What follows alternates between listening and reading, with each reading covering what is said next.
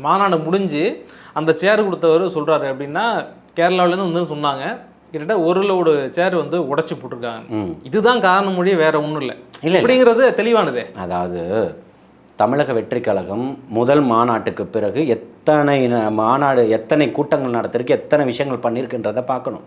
அத்தனை லட்சோப லட்ச கூட்டங்களில் சேர் உடைகிறது சாதாரண விஷயம் தான். இது ஒரு பெரிய விஷயமா? எனக்கு ஒரு கான்ட்ராக்ட் போடுறீங்க, என் வீட்டில் இன்றைக்கி நிகழ்வு, நீங்கள் ஒரு 100 சேர் கொண்டு வந்து போடுறீங்க, இந்த 100 சேரில் ஒரு சேர் உடஞ்சிருச்சு, இலவசமாக விட்டு போயிடுவீங்களா? அதுக்கான காசை வாங்குவீங்களா இல்லையா? அதுதானே ஒப்பந்தம். அதுதான் நீங்கள் ரெண்டலுக்கு கொடுக்குறீங்க, உடஞ்சிருச்சுன்றதுக்கு கிளைம் பண்ணி வாங்கிட்டு போகிறேன். முதல் மாநாட்டில் சேர் உடையிலையா? எல்லாத்துக்குமே கொடுத்து தான் இருக்காங்க. அதுக்கப்புறம் அதே நிகழ்வில் பண்ணக்கூடியவர்கள் வேறு நிகழ்ச்சிக்கு வந்து நீங்கள் சப்ளை பண்ணலையா? இப்போவும் சொல்கிறேன், நீங்கள் வந்து காற்றாற்று வெள்ளத்தை கையை வச்சு தடுக்கணும்னு நினைக்கிறீங்க. உங்கள் மனசுக்குள்ளே ஒரு அணை போட்டு எழுப்பி இருக்கக்கூடிய கூட்டணிகளை வச்சு திசை மாற்றம் பண்ணணும்னு சொல்கிறீங்க. இது மிகப்பெரிய காற்றாற்று வெள்ளம். நிச்சயமாக அப்படிலாம் பண்ணிட முடியாதுன்னு சொல்கிறேன்.